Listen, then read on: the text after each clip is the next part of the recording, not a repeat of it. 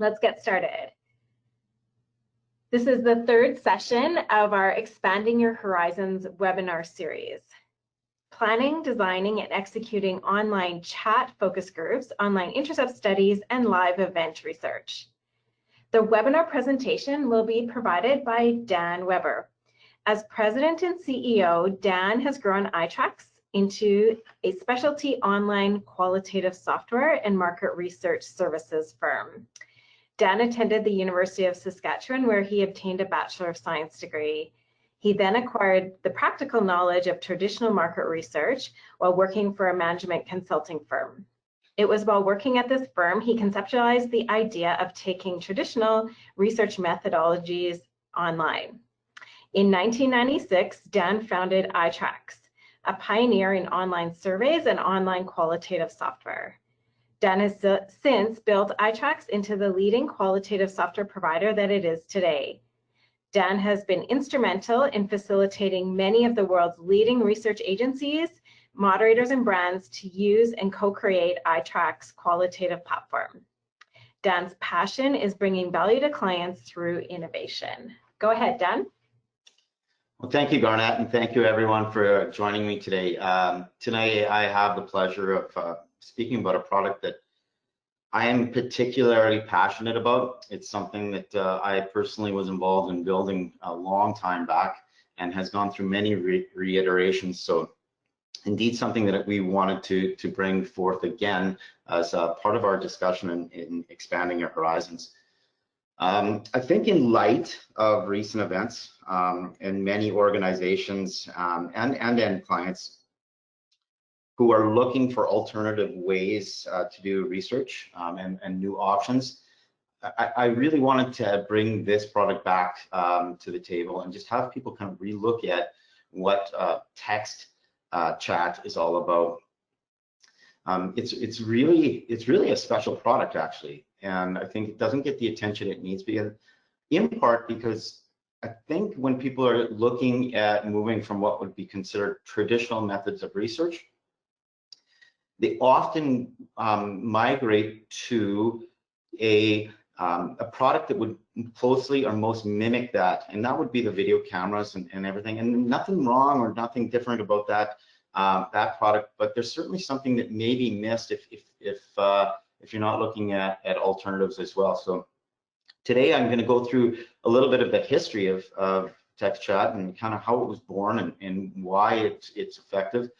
I'll talk to you about how it works. It's really simple, but it's works well in its simplicity. We'll go over some of the primary areas of use, projects that might be a really good fit for that, and then I'll actually show you a little bit of the product design and setup and how easy it is to just manage and use. And then the part that I'm really excited about today is some of the advanced methods that are actually expanding out of this product right now, and just some of the ways that it's being used, and in that a demonstration actually of itracks Live, broadcasting live events and getting feedback in that environment, and itracks Real, which is a real-time recruiting methodology where in 15 minutes we're going to have a focus group fired up and people invited and come into our actually live discussions. So, history. I remember vividly, I was in a one-bedroom apartment. Garnett and I were just getting the itracks started, and I conceptualized the idea of, well, if you can do focus group or surveys online, why couldn't you do focus groups? And back then, it was in the late 90s, I was on a 28.8 modem, and while I was doing my research and doing my work, anytime someone would come to the door of our apartment and press the button to get buzzed in, it would kick me off the internet. So we were dealing with really low technology, I guess, in terms of the scale and its usability. And so we had to develop things that really worked. And so once we had to work with low bandwidth, a little bit of flaky internet on everyone's side. And so we went all the way back and started in that environment. And then we pitched it. And it was interesting because there was a number of early adopters that I think glommed onto it and they said, listen, wait a second, I think this is a new way we could be doing qualitative research. There was also some resistance in the industry. You know, this isn't really qualitative research, this is just different. But slowly and steadily, people have been adopting this methodology, and in many different areas. I've been watching our clients kind of discover new areas and new uses, and it's been exciting. And so we'll share some of those today as well. So how does it work? It's really simple. Moderators post questions to a chat stream, both qualitative and some quantitative chat questions. They also can display any videos, images, PDFs, those types of things, just like you would in a normal focus group. And then people text or type their answers. Now, for many years, I've been, having long discussions about people's ability to express themselves through words. And I think you have to try it to believe it.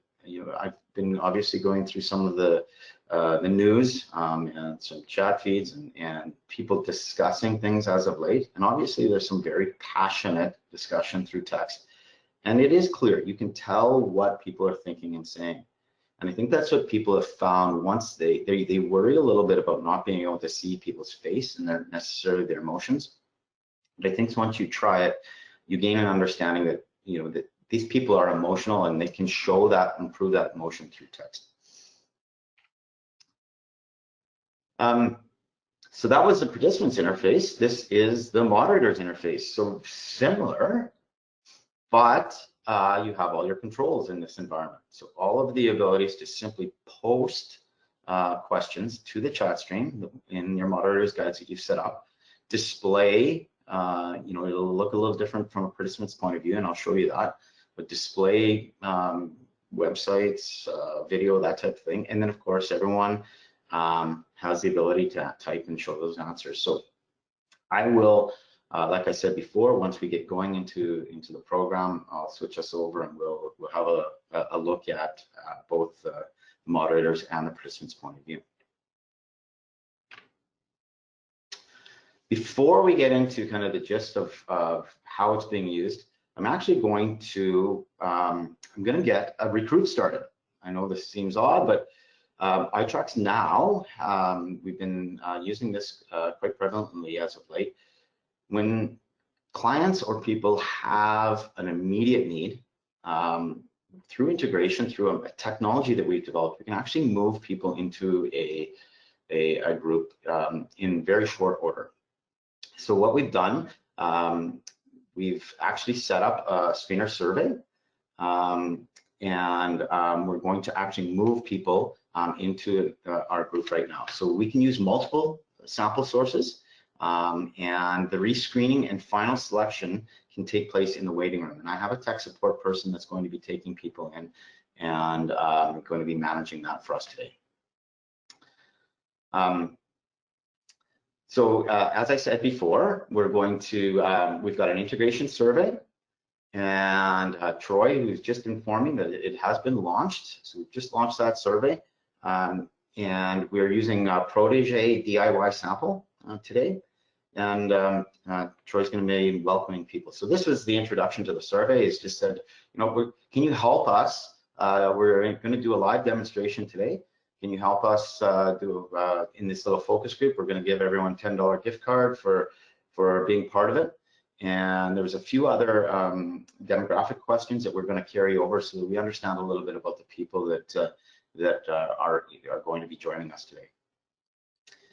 You don't only have to use a screener.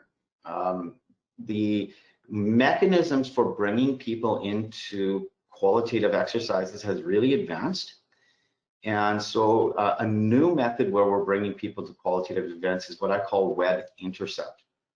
And so in this case, you can actually have people coming directly from a website in whatever event you want them. So perhaps you want to invite the next 20 people that come to your website. And if it's a high enough traffic website, similar to a gaming poker website, you launch a web, you launch a focus group, and then people queue up and people come into that group. And once you've hit your 20 people, that's when you get started. So in this case, maybe it might be the next 20 people that cancel out of a purchase and abandon my cart. And we can actually move those people. Oh, we noticed that you abandoned your purchase. Would you like to come to be part of a focus group and talk a little bit about it? And in that environment, we can have the 20 people that just abandon their site and move them into a natural focus group. So really, really interesting ways we can get people into this product. From any of those sites, we actually have someone go through a registration process. There's also still a terms of service, and that they have to set a password and effectively register. So all of the security elements and pieces are in place. It's not something that they can just pass off to someone else and have them run through it. This is the person that came through the website and is prepared to answer the studies.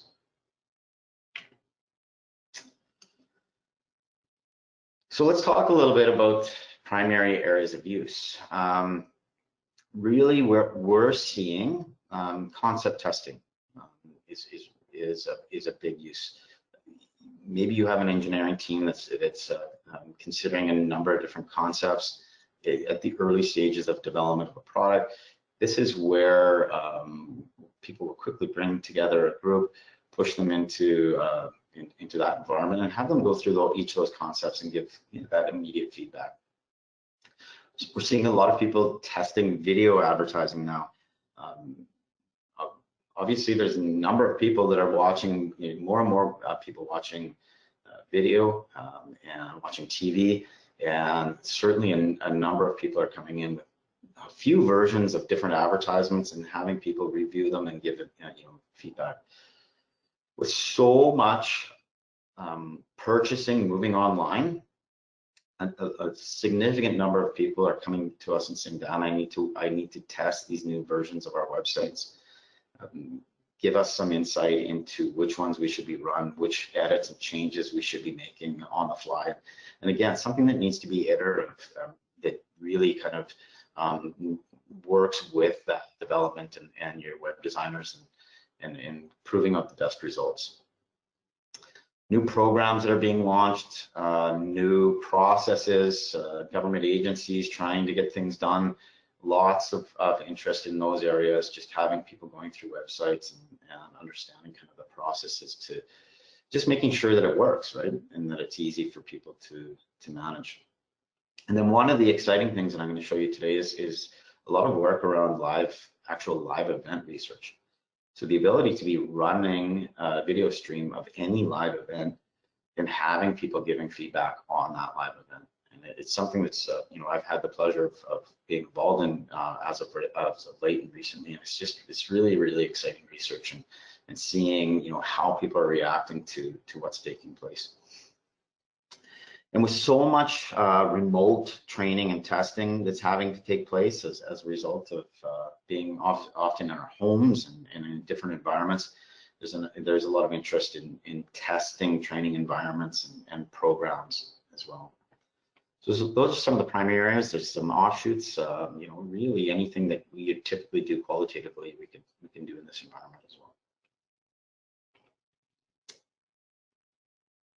So there are projects that I would say fit or that are more suitable for this type of project. So often I get questions about, how many people can I get into a focus group? With a video focus group, we really recommend 8. 8's kind of your max. It gets pretty busy. There's a lot of little squares. There's a lot of little people that get reduced down to pretty finite pictures. And really, this product allows you to expand. We often see numbers more like 15 to 25, just because it's pretty simple to run. You can move through that. Now, I wouldn't recommend going a whole bunch more than that in some cases, unless you're switching a little bit more to that want side of things, as opposed to just pure qualitative. Anonymity. This product gets used an awful lot when video of the person actually constitutes PII. And so if you're dealing with any sensitive topic research where someone would just be more comfortable being anonymous, this is obviously where many of our clients go. You know, and that can, there's a number of different topics and things that are, you know, really have come to light as of late that you may want to deem sensitive, or people might feel more comfortable expressing their opinions behind a bit of a veil, and gives them an opportunity to speak out.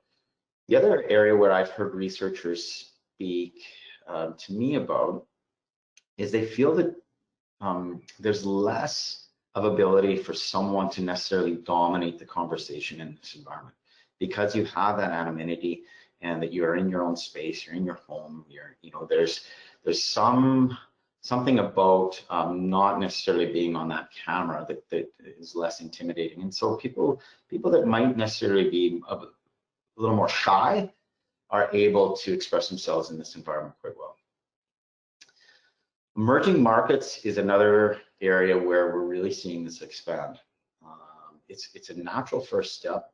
We have the software programmed in 9 different languages. And so people are starting in this environment. It doesn't require webcams. The technical elements of getting this set up and running is so much less than some of the other applications. And so it's a really, really great opportunity to do multi-country research and get great results. Teens and millennials are, I have 3 teens now. Yes, that's I'm dealing with in this environment, cooped up in my house. They would prefer, my daughter said this to me directly. She said, Dad, I would do one of those focus groups where you just text or type your answers, but I wouldn't do one of those focus groups where I had to get on a camera. Now that's just maybe their preference, that's maybe where they're most comfortable, but that is what we found is those, if you're having to research those demographics, it's a really great tool for that environment. I mentioned before that this is a low bandwidth product. So you do not have to have people with high speed internet. And sometimes that's, you know, if you're doing rural, you know, amongst people in rural areas, sometimes there's still places that are dealing with lower bandwidth. Not so much as anymore, but it does come up. So this is an option if that might be the case.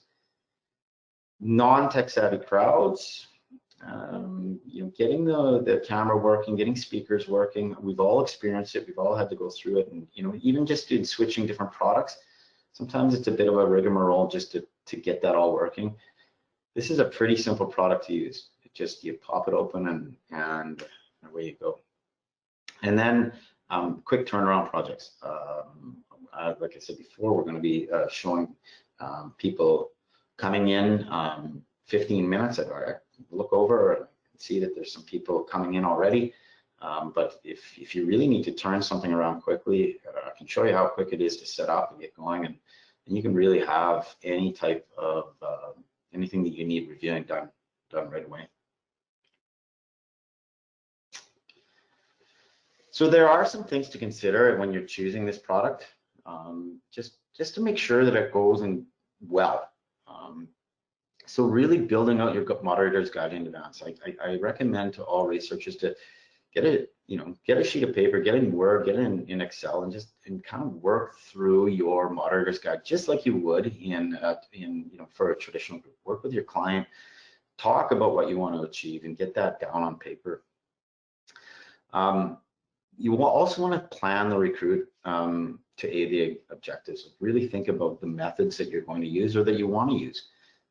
Again, we've always talked about, qualitative has always been about go out and find me people that have experienced this at some point in time.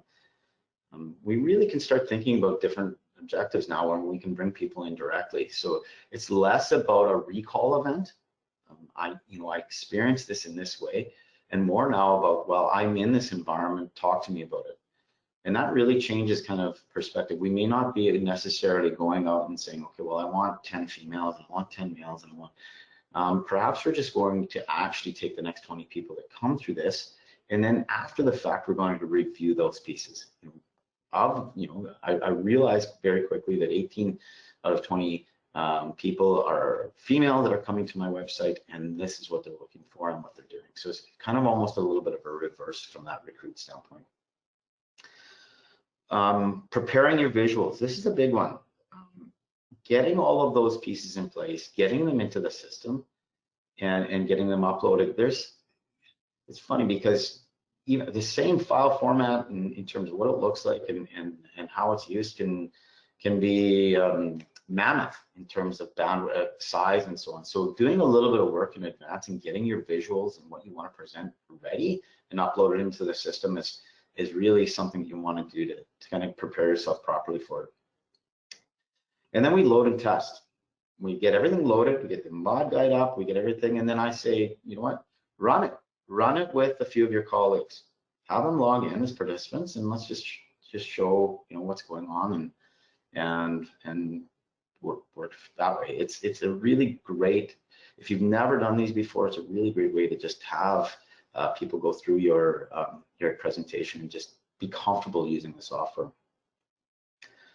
We sometimes see a second moderator join, and what they can do is they can look for things like probes. They can stay in the back room and work with your clients or the people that are in that environment, and they can do they can work with the individual moderator that's in the group. And I would say about 10% of our clients do use that, and sometimes with bigger groups, when they're pushing 30, 40, 50 people.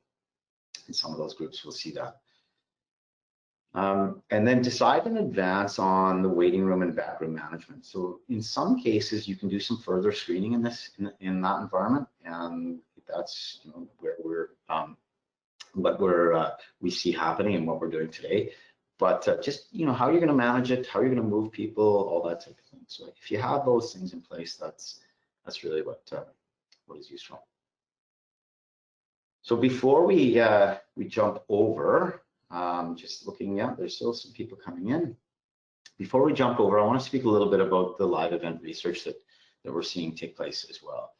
So really, what we're talking about is any live event research we can show now. So one of the big ones prior to the whole COVID outbreak was sporting events and the ability to broadcast these events, but then have sports fans and advocates watching the events in the product and giving feedback in terms of whatever they're looking to research in that environment.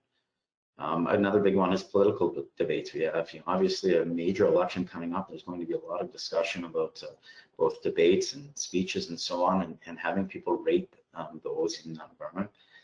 It doesn't have to be live.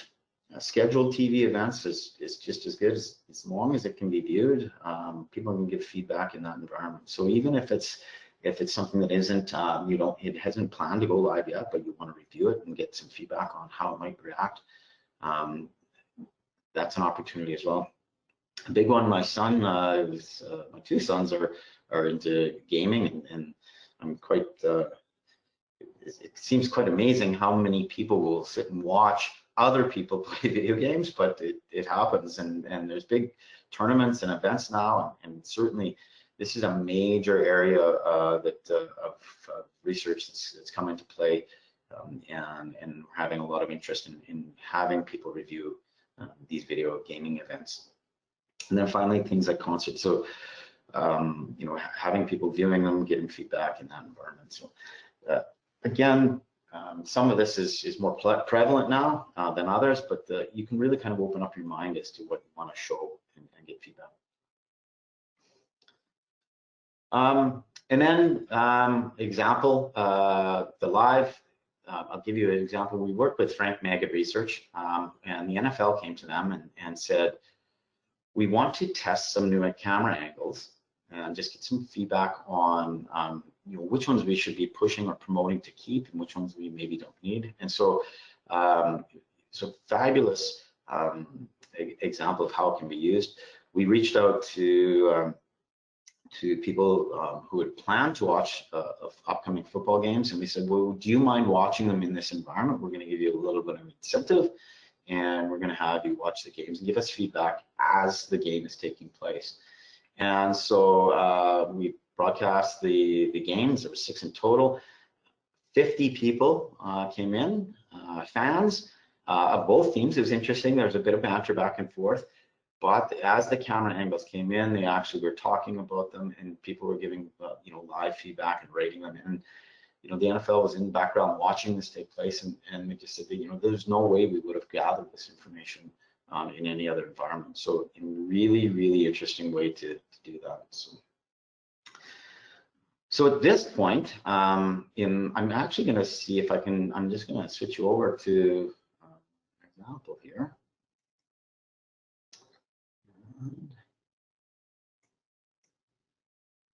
I'm going to show my screen, and so we are actually in a live group. I can see that there's some people in the back room.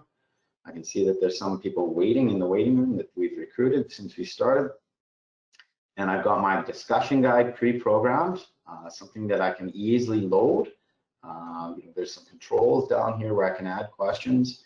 I can actually import or export. So if I have guides that I've used in the past, it's really simple to load. And I'm in the main discussion room. If I pop into the waiting room here, you can see that people are in and ready to go. Someone's typing there. But I have all of my controls here now. We've got Neil, Mike, and Buzz. We're going to be talking about NASA's website, a live feed website. And we've got some people that we're going to give us some feedback on that. So with that, I'm going to actually have move people from the waiting room into the actual live discussion.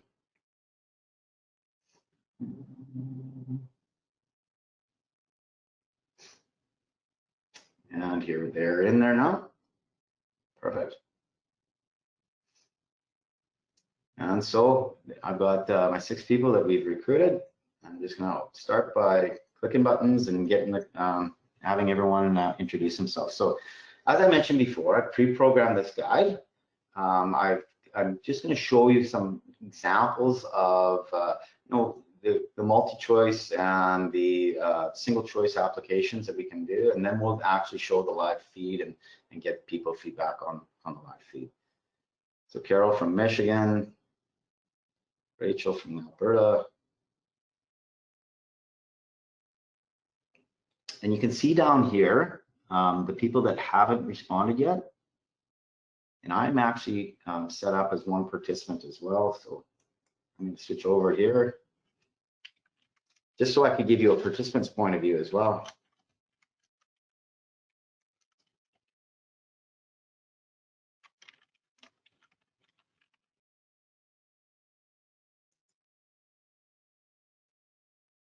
And switching back. So I'm just going to go ahead and post the next question.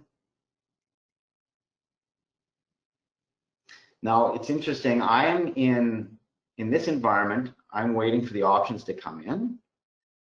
But in my participant environment, I can see an actual multi-select. So events do I typically watch? I watch sporting events and some concerts. That's really what I'm down to. I'm going to submit that.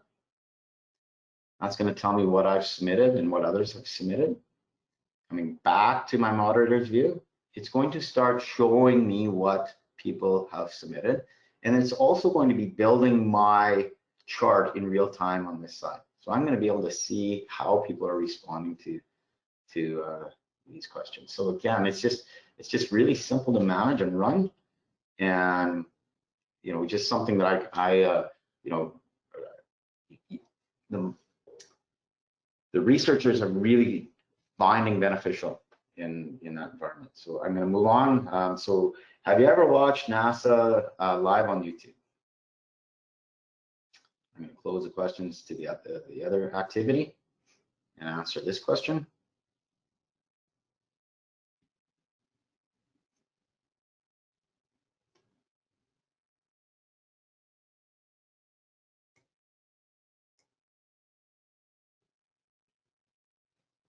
A few people that have, you haven't.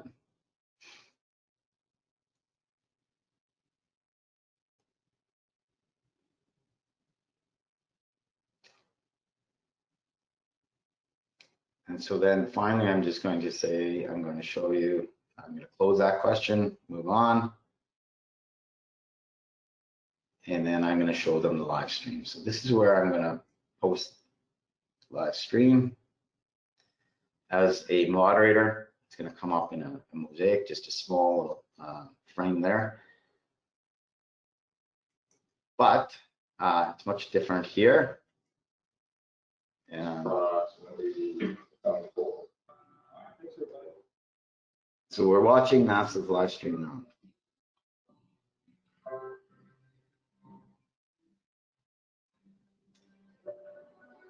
So as you can see, we can start getting feedback and talking to people about that feed as it's taking place.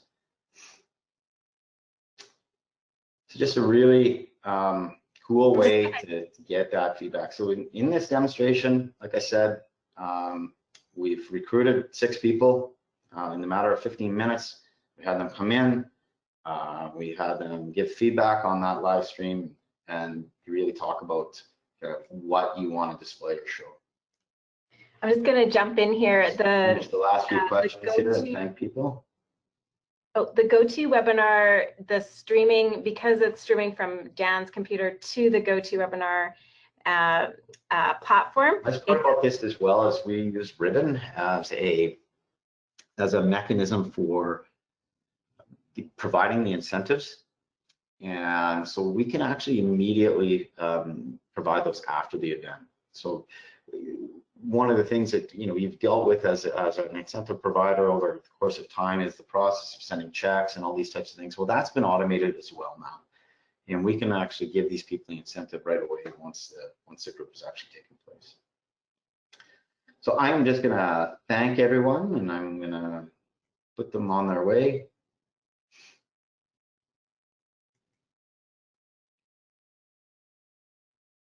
And I'll tell them to stay safe and have a great day. So that's really how easy it is to run these types of groups. Just simple pushing questions, getting out. Now, in this very short time, we've collected already a lot of data. And this is where I can go to my reports. And that's in my other browser, sorry. My reports here. And I could download that file either as a text file or Excel. There's some things I can include the backroom chat, the waiting room chat. I can exclude some of the moderator tags and so on. So that again, that's one of the advantages of doing this type of research is that file is available immediately after the group. And so you can download that and run them. So maybe you've done 2 or 3 groups, you can start comparing that evening and just doing the work in that environment. So that's really how easy it is to use. That's really how it's being used.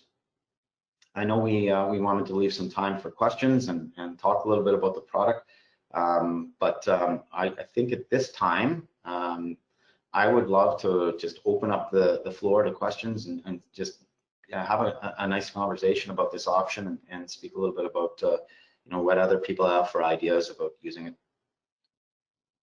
So we have a number of questions here today. Thanks, Dan. So first off here, how can you manage respondents that start chatting amongst themselves?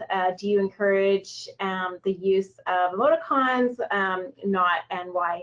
So in a text chat focus group, just as Dan said, the questions are posted to the entire group, and so they would all respond simultaneously. You do have the option of making them uninfluenced so that they can have to respond before they see the responses of others. But very similar to a face-to-face group, you would then potentially have to probe if you're not getting as much detail from any particular respondent to make sure that you get that detail. typically, if you have a moderator that is keeping the pace of the group going, we don't see any side sort of distracting conversations. They're usually fairly focused on the topics at hand. Yes, they can definitely use emoticons or different, like all capitals, different ways of expressing through text as well. Thanks, Arnett. Okay, Dan, there was a request to see the transcript. Are you able to show the transcript from the test group that you did? I can. So let me just, I'm going to switch the screen again over here. Clean. Okay. Garnet, can you tell me if you can see that now? Yeah, we can see it.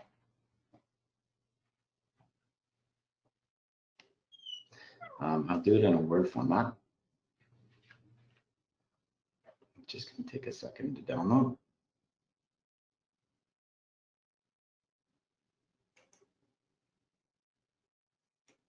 It just jumped over to the other side of my screen here. I'll move it over. Can you see this, Garnet?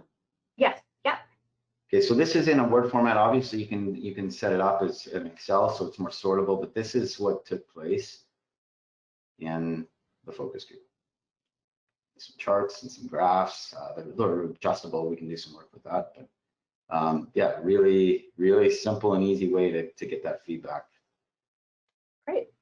Next question, how specific can the screener be? Can it only be for Gen Pop? No, definitely not. So again, you're running it just like any other screener, and you're moving people then directly from that. So we do really low incidence studies, and one where we have to go nationwide. And once people make it through, it's a really convenient way to get them directly into the software, get them registered, and then start that communication and that discussion through emails, through text, those types of things. But no, it definitely does not have to be a high part. Now, if you're planning to use itracks live, like to get people in that 15-minute process, really you just have to think about the incidents. You have to think about your source, how many sources. You could use multiple sources. You could use 3 or 4 different sample companies. We work with most of the major companies with this product, and really flood a screener if you have low incidence. But again, you just kind of have to manage some of that and thought in terms of how long it would take to get people in. Great. All right, so if you can provide a little bit more detail on the Itrex Now methodology. So would participants have to be sitting in front of their computer and looking at their email in order to receive the invitation? Or could they potentially be recruited if they are, say, going through a shopping experience or in a web-based activity? No, they would not have to go to their email. That's the power of this product, is so they actually jump directly through APIs, jump directly to the application once it's accepted. So we'll move them. It's one step. There's obviously we need them to put in actual login credentials, validate and verify who they are, accept the terms of use, which is obviously important from a security standpoint. But then they move actually directly into the application. So they can go right from that purchasing event. Let's say they abandon their cart. That's the person we want to talk to. They go immediately, they get the ask, they go, yeah, I wouldn't mind talking to someone. I'll give them some feedback. They say yes, and then they move into the product. And it's really interesting, like that's specifically for this product, but it can expand. So we offer bulletin board focus groups that can move to that environment. We offer video IDIs. You can actually have an operator waiting and ready and actually open up a camera and talk to them. But certainly that you do not have to have them go back through an email. Now it does send an email. Let's say you're doing something that's scheduled, you use the product, it sends an email. They can always go back to that as reference to get back into the study. Okay, thanks, Dan. What do you need on the website to do an intercept? And I can provide some additional detail here. So itracks has APIs that can be set up on the website to allow the intercept or the redirecting of the participant to take place, should they agree to do so. There's a little bit of programming needed, but itracks has API specialists on our team that can assist with the setup, and for standard, for all websites, it's fairly standard procedures and shouldn't be a problem at all. All right. Okay, I'm curious from your perspective about when clients should use a chat versus an online discussion board. I understand it's for a lower and quicker turnaround, but when do you see businesses most interested in this type of research methodology? I can speak to that. So where we're seeing boards more prevalent is when there's typically something that needs to be done either in-house or possibly, well, it used to be in-store, but I'm often using a mobile device, or things that take time. Over time, they need to progress through something. Maybe they want someone to use a product for a week, and how the use of that product and how it's changed over that process.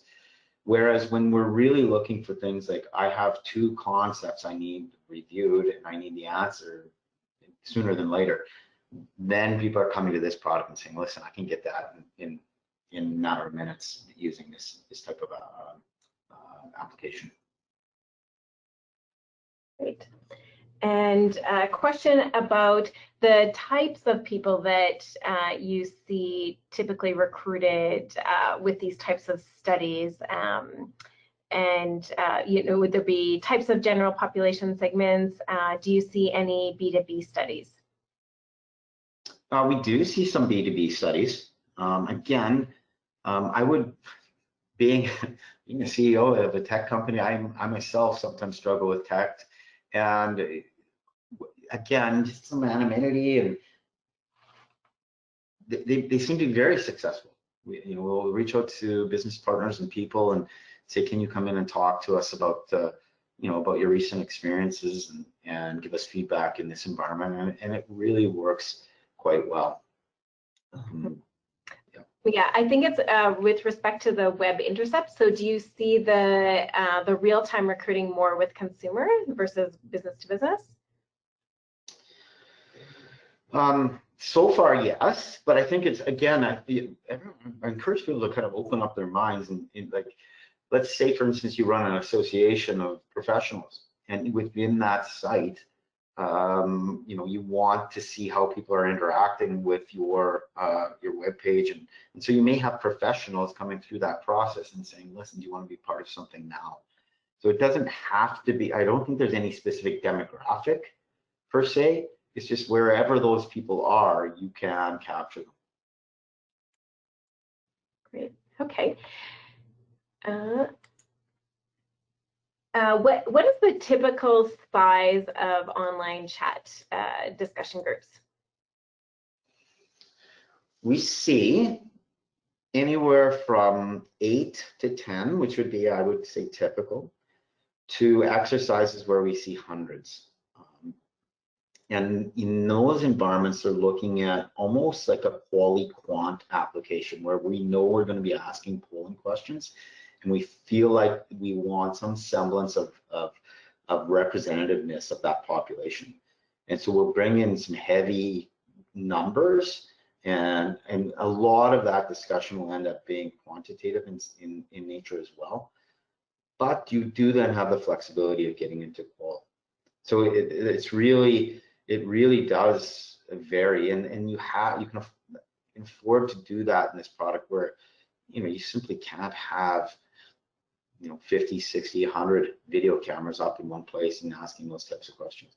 That's one of the advantages here. Like a gentleman called Jeff Wilkowski, some of you may know him. He's probably today. Oh, hi, Jeff. One of the grandfathers of I don't want to age you, Jeff, but just an amazing man who's adopted these technologies, and he's always sworn by this one. And it's in part because you get the mix of some discussion amongst people, but you're also every time I answer a question or ask a question, all 12 people or 10 people can be answering. And he said to me, Dan, I'm often overwhelmed by the amount of data that you can collect using this method. So if anyone ever, if you're looking for someone that has used the product in the past and would like to just get, their feedback, I don't want to speak for you, Jeff, but knowing you'd probably lend them your ear for a few minutes. And I'll also note Jeff has a qualitative training program that is excellent for training moderators that are new to online focus groups, and especially great training on this particular methodology. All right, Dan, is there a requirement for typing speed? How do you manage those who type slow? There is a bit, and you can ask that in some of the screener pieces, and that's where the back room can be used. If you have a technical support there, you brought people in, yes, they may be qualified, but now you're getting into can everyone respond, and you can see where it might be taking some people some time to respond. Now, you have to be careful. They may be, their kid is running around behind them in today's environment. It may not be because their typing speed is a problem. It's something to consider, but I haven't really heard it come up. Like I haven't, got a lot of feedback saying that, some of these people were just lagged behind or weren't part of it. But anybody, if you're looking at the teens or millennials, they seem to be able to pound it out. Now their spelling is somewhat like mine, probably not quite as good as it should be, but yeah, there's certainly, I haven't seen it come up. Yeah, I'll just make a comment on that as well. The software has an indicator that will tell you how many people left to respond, and it'll tell you once you're down to a few individuals that are still responding, it'll tell you, Susan is still typing. And so you've got that information to help manage that.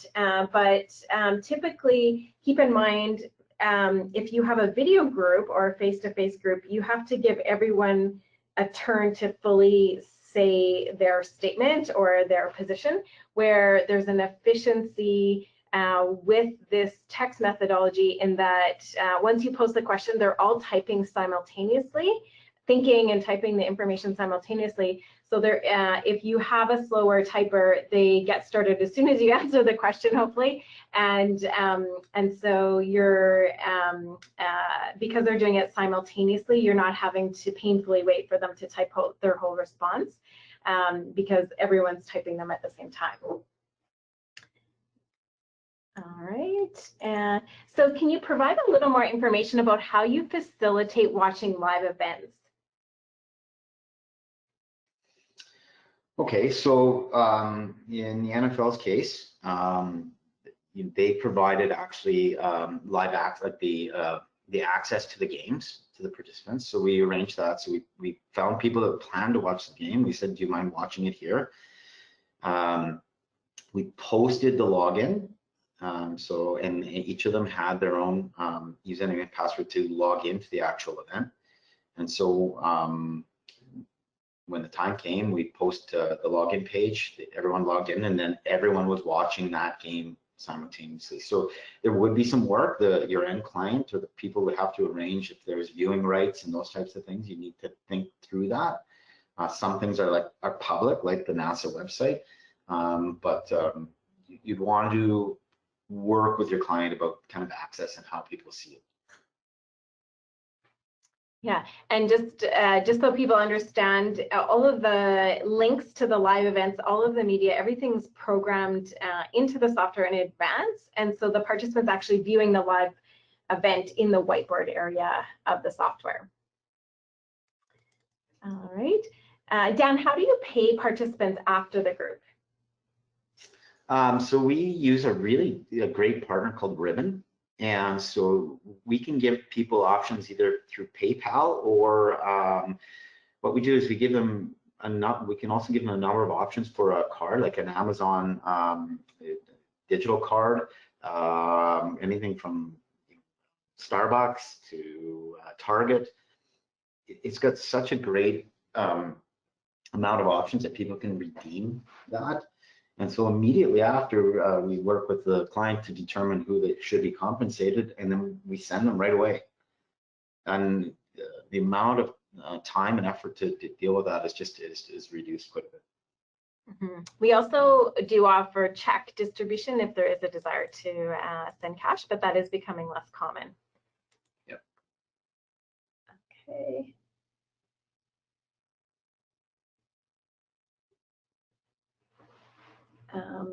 Okay, so wondering, when you call it a web intercept, were respondents intercepted from the NASA website?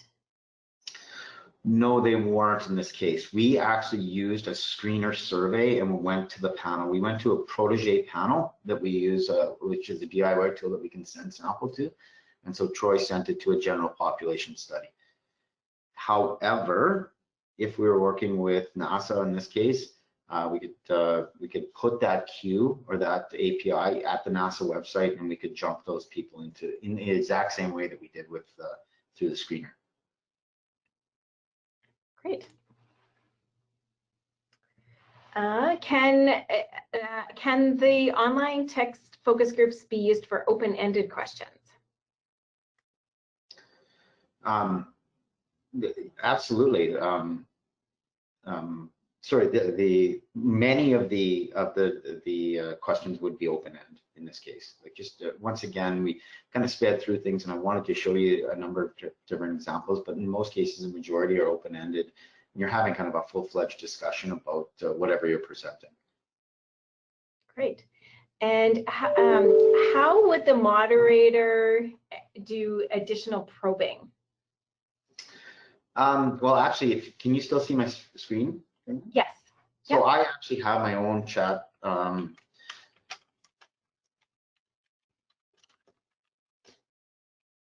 actually have my own chat area. So if I'm seeing something, I can actually send that to the chat stream as well. So it's really simple to probe. So the most part, it's pretty easy. I'm just pushing questions from my discussion guide, but I'm also able to enter probes through this. And now I can actually even go into specific people. If I wanted a private message, I could use a private message button and probe them that way. And only that respondent would see that in a different color, and then they could respond as well privately back to the moderator. Yeah, and that relates to the next question. Do you have to have a preloaded discussion guide, or can you have a chat that flows more naturally? Absolutely. You can have an open discussion. You can have your notes on a paper in terms of what you want to ask and work with.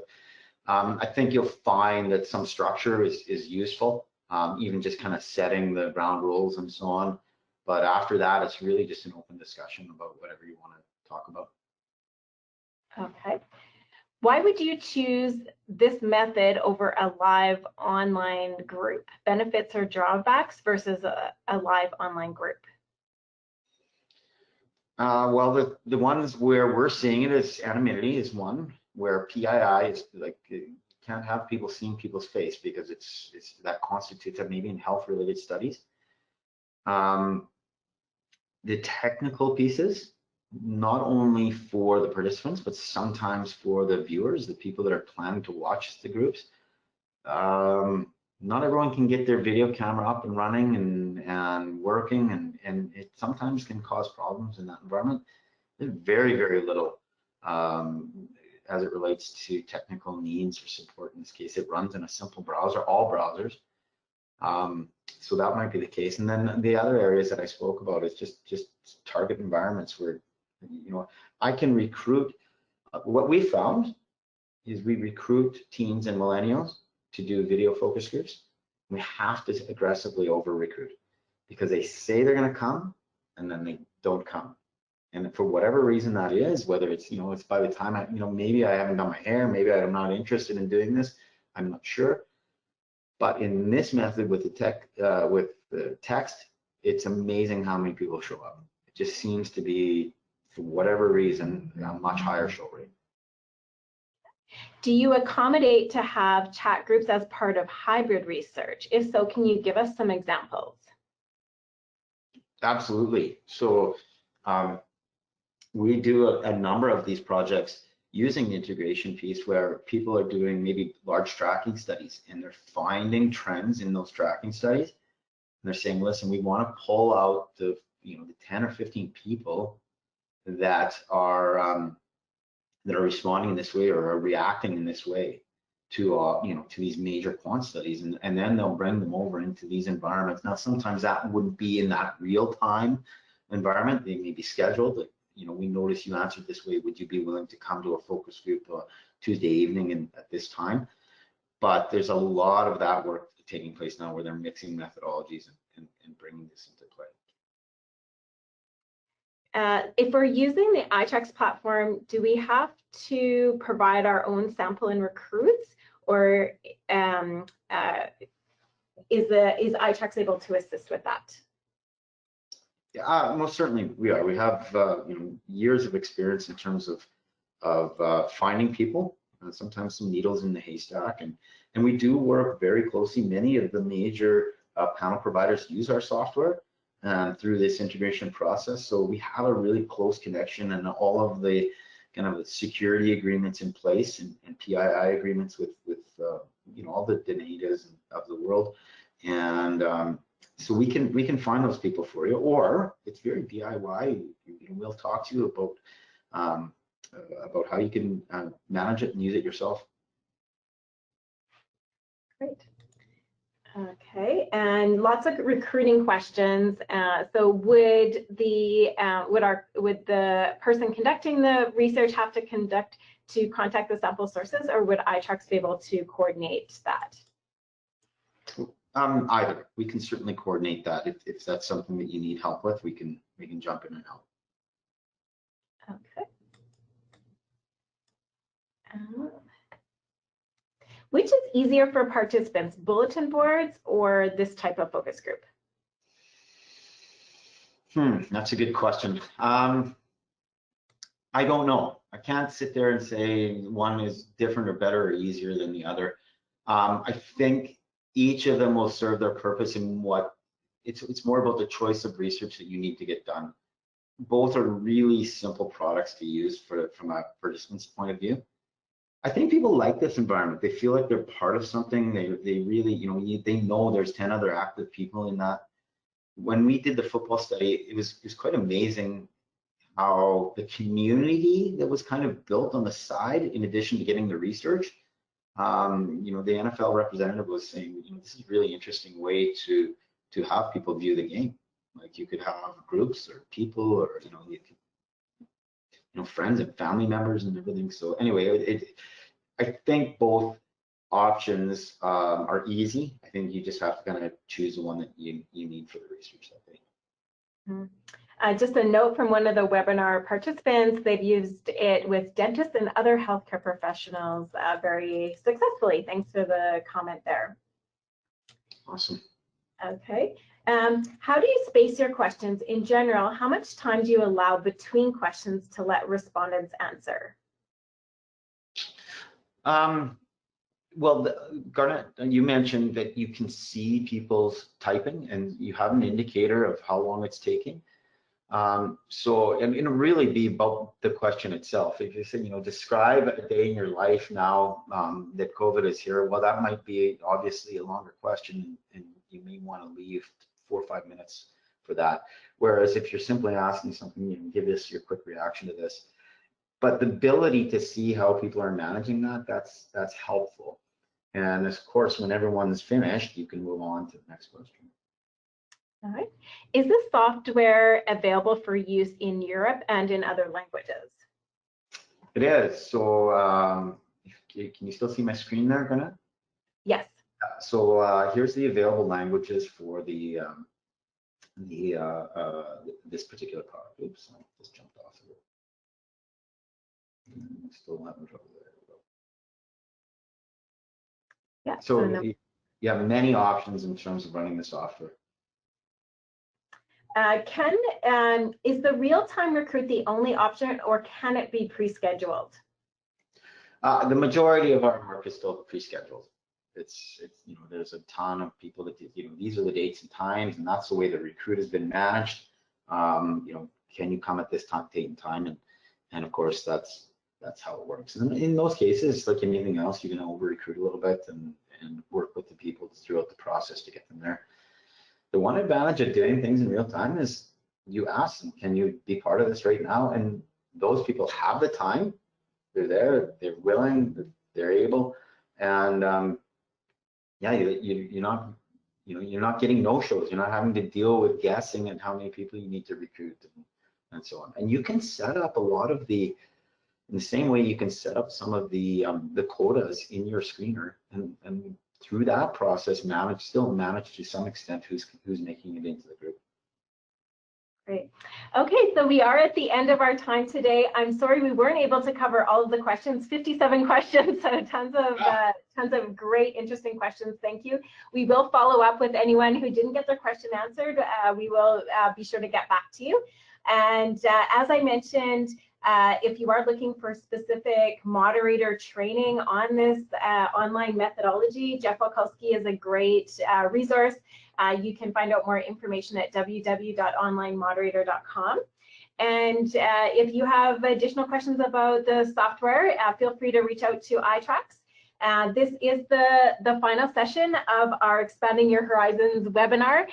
All of the 3 webinars are available on our website. The recordings will be available on our website, so you're welcome if you weren't able to catch the first 2 sessions covering other methods of online focus groups and interviews. You're welcome to access them under the resource area on the itracks website.